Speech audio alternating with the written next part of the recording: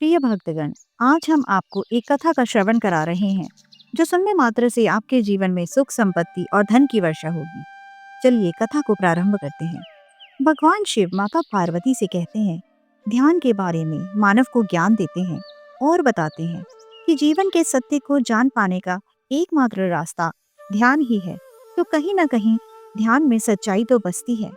फिर भगवान कहते हैं, उसे पहचान नहीं पाते या ध्यान की गहराइयों में जा नहीं पाते, लेकिन उसका कारण मानव स्वयं होते हैं। मानव की आदतें मानव को विचार का रूप लेकर ध्यान की गहराइयों में जाने से उन्हें रोक देती है। अगर आप ये कहानी सुन रहे हैं तो पूरा सुनिए। इस कथा को आधा अधूरा छोड़कर जाने की गलती मत करिएगा, क्योंकि इस पवित्र कथा को पूरा सुनने से मन चाहा फल की प्राप्ति होगी। इसलिए इस कथा को पूरा सुने। आप शिव भक्त हैं तो भोलेनाथ का अनादर ना करें। अगर मानव गहरे ध्यान का अनुभव करना चाहता है तो जो आदतें आज आपको कहने वाला हूँ, मानव उन्हें छोड़ देता है, त्याग देता है, तो ध्यान में आसानी से जा सकता है। और अगर एक बार मानव ध्यान में उतर जाए तो बस फिर आनंद ही आनंद, मन में शांति ही शांति होती है। फिर माता पार्वती कहती हैं, आखिर वे कौन सी आदतें हैं जो ध्यान में रुकावट पैदा करती हैं। फिर भगवान शिव कहते हैं, हे देवी, चलिए इस कहानी के माध्यम से समझते हैं। और बात उस समय की है जब बुद्ध नगर में जब बुद्ध नगर नगर घूमकर ध्यान का प्रचार प्रसार कर रहे थे। इसी काम के लिए उन्होंने बहुत से बौद्ध भिक्षुओं को शिक्षा देकर और ज्ञान देकर अलग अलग दिशाओं में भेज दिया था, जो बुद्ध की तरह ही अलग अलग नगरों में उनकी सीख, उनके ज्ञान का प्रचार प्रसार कर रहे थे। ऐसे ही एक बौद्ध भिक्षु दक्षिण भारत के गांव में आए हुए थे। वहां पर रहकर वे गांव वालों को ध्यान की शिक्षा दीक्षा दिया करते थे और वहीं से भिक्षा मांगकर अपना जीवन यापन किया करते थे। वे नित्य सुबह और शाम गांव के लोगों को बुलाकर ज्ञान के ऊपर उपदेश और ध्यान की प्रक्रिया को बताते थे। ऐसे ही एक दिन तेजस्वी नाम का एक युवक अपने बहुत सारे मित्रों के साथ वहां पर ध्यान करने के लिए आता है। लेकिन 10 दिन तक ध्यान में मग्न होने के बाद भी उसके अंदर कोई आनंद पैदा नहीं हुआ। इससे उसका मन ध्यान से हटने लगा। लेकिन तेजस्वी बहुत ही दृढ़ संकल्पित आदमी था। वह कैसे भी करके ध्यान की अवस्था को प्राप्त करना चाहता था। इसलिए एक दिन संध्या समय उसने उस बौद्ध भिक्षु से सवाल पूछा, गुरुदेव, आप हमें यह तो बताते हैं कि ध्यान करने के लिए किस तरह की जीवन शैली अपनानी चाहिए, क्या क्या काम करने चाहिए, क्या क्या आदतें अपनानी चाहिए। आप हमें सब कुछ बताते हैं, लेकिन फिर भी मैं ध्यान नहीं कर पा रहा हूँ। क्या आप मुझे वे आदतें, वो चीज़ें बताने की कृपा करेंगे जो मुझे ध्यान करने के लिए अपने जीवन से हटा देनी चाहिए? मतलब वो आदतें जो मुझे ध्यान में मग्न होने के लिए छोड़ देनी चाहिए। यह सुनकर वह बौद्ध भिक्षु कहता है कि अक्सर इंसान को लगता है कि मैं 1 घंटे ध्यान में बैठूंगा और ध्यान में बहुत मग्न हो जाऊंगा। और वह जब 1 घंटे ध्यान करता है तो उसे सब कुछ हासिल नहीं होता। अब समझने की बात यह है कि ध्यान कोई खेल है या कोई काम नहीं जो आपको 1 घंटे ही करना है। ध्यान जीवन जीने की शैली, जीवन जीने का तरीका है। इसलिए जीवन के हर कार्य में ध्यान का होना बहुत जरूरी है। अक्सर लोग ध्यान को एक दिनचर्या बना लेते हैं। 1 घंटे के ध्यान में कुछ भी हासिल नहीं कर पाएंगे।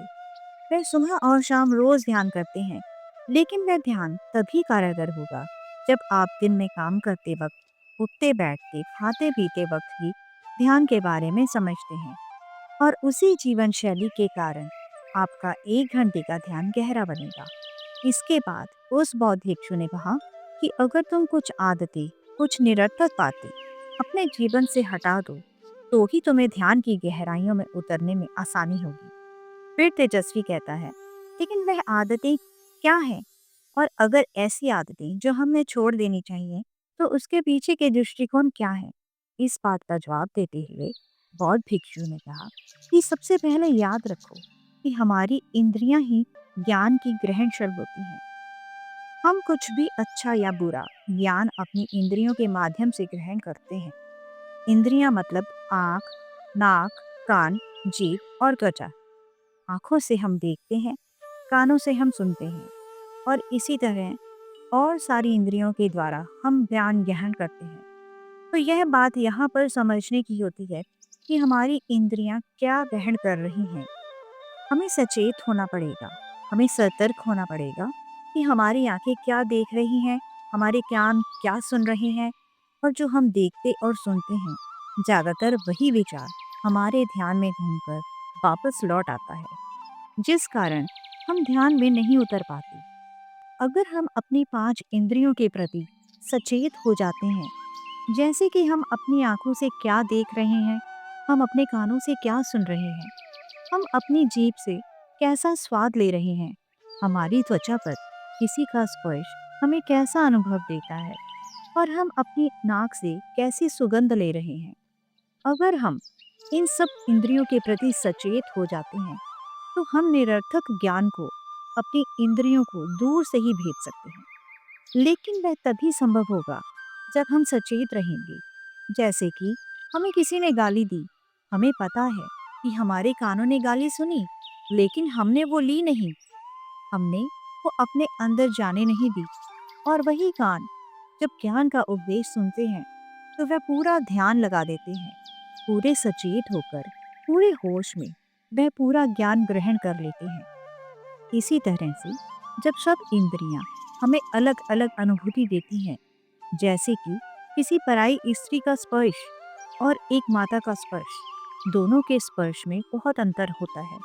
लेकिन हम सब सचेत रहेंगे तो दोनों के स्पर्श को हम अलग अलग तरीके से अनुभव कर पाएंगे, और ये देख पाएंगे कि स्पर्श के कारण हमारा मन अशांत होता है।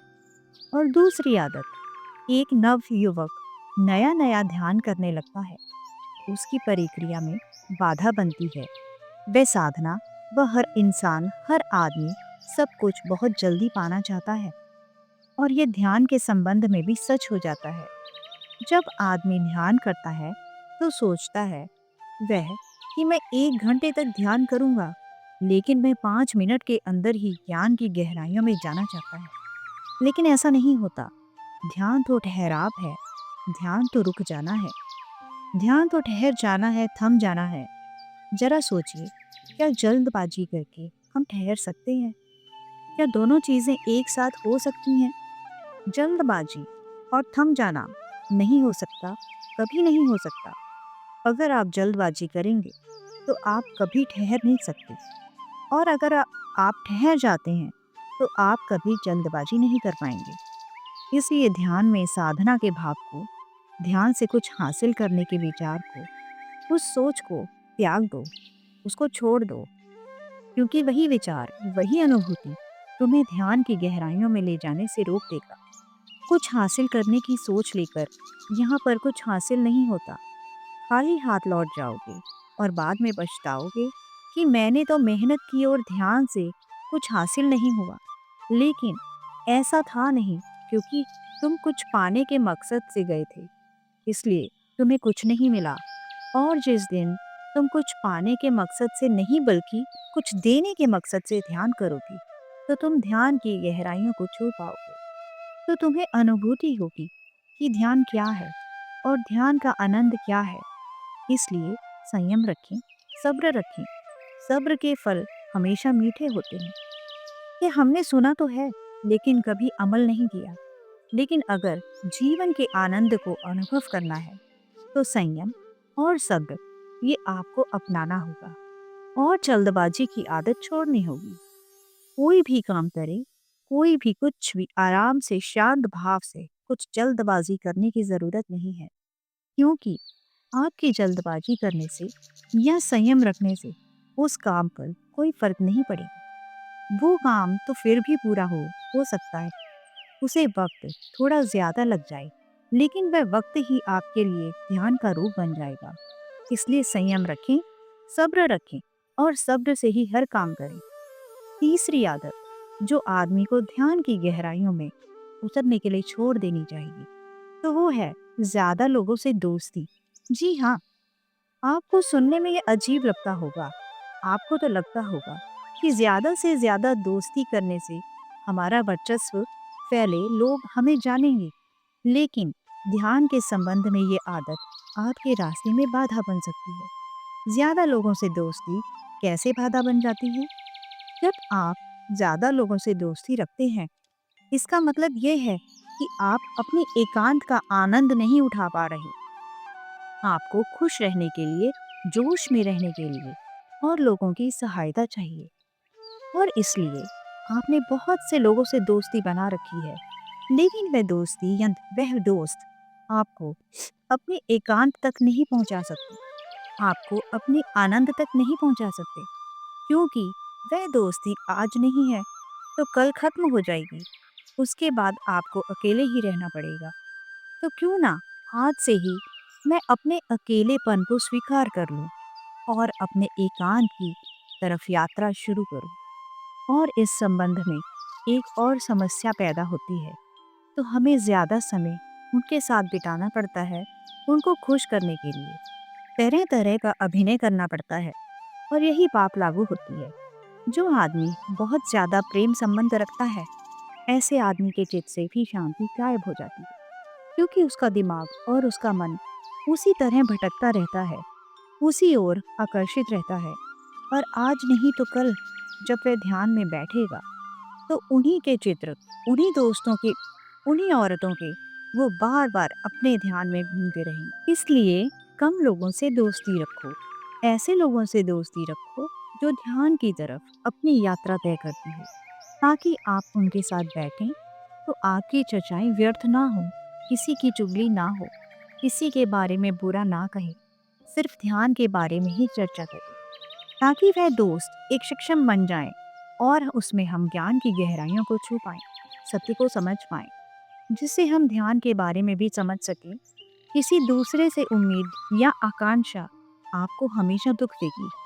हो सकता है एक दो बार के लिए आपको सुख मिले, आपको कोई फायदा मिले, लेकिन बाद में वो चीज़ आपको दुख ही देगी, क्योंकि जब आदमी आपकी उम्मीदों पर खरा नहीं उतरता, तो आपके दिल पर आघात पहुंचता है। इसलिए उम्मीद रखनी है तो खुद से रखो, अपने परिवार वालों से भी कोई उम्मीद मत रखो। अपनी बेटी से, अपने पिता से कोई उम्मीद मत रखो। बिना उम्मीद के उनसे प्रेम करो, बिना आकांक्षा के उनके साथ रहो। उसके बाद भी उनसे कभी उम्मीद नहीं करो, खुद से आकांक्षा करो कि मैं ये कर सकता हूँ। अगर आप खुद से उम्मीद करेंगे तो आप अपनी आनंद की तरफ यात्रा कर सकते हैं। अच्छा चलिए, मैं आपसे एक सवाल पूछता हूँ।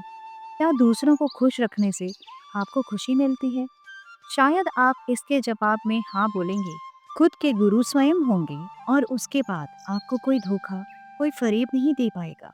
अगर अज्ञानता से बाहर आना है तो एक छोटी सी परिक्रिया हमेशा करते रहिए। अपने श्वास के प्रति, अपनी सांसों के प्रति सचेत रहिए। अगर सांस छोटी जा रही है तो हम जान रहे हैं कि सांस छोटी है, और अगर सांस लंबी जा रही है तो हम जान रहे हैं कि सांस लंबी है। और वह सांस नाक की कौन से कोने से टकराकर बाहर आ रही है, इसके बारे में हमें सचेत होना होगा। इस क्रिया को करते वक्त अपने दिमाग में रखिए। इसके बाद आप ज्ञान को धीरे धीरे हासिल करने लगेंगे। आपका अज्ञानता का अंधकार विलीन होता चला जाएगा। उसके बाद आप ध्यान की गहराइयों में जा पाएंगे। इतना कहकर भगवान शिव इस कहानी को समाप्त करते हैं। इस वीडियो को बोलते बोलते समय कोई त्रुटि या कोई गलती हो गई हो तो क्षमा कीजिएगा। उम्मीद है आप सभी को यह वीडियो अच्छी लगी होगी। अगर आप शिव जी के सच्चे भक्त हैं तो चैनल को सब्सक्राइब और वीडियो को लाइक करके कमेंट में हर हर महादेव लिख दीजिए।